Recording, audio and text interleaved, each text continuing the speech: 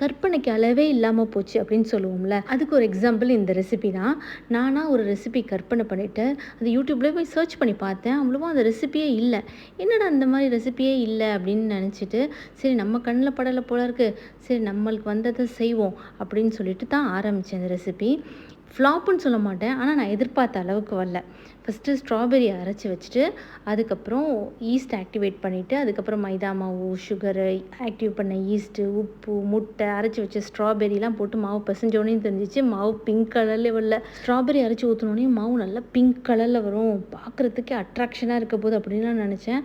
ரொம்ப மைல்டான பிங்க் தான் வந்துச்சு.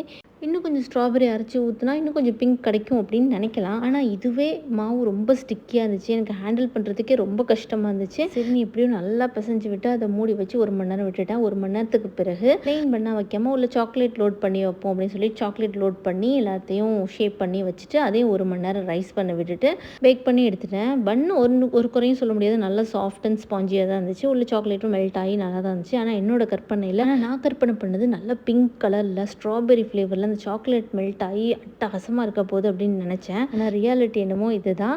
அதனால தான் யூடியூப்பில் இந்த மாதிரி ரெசிபியே இல்லை போல.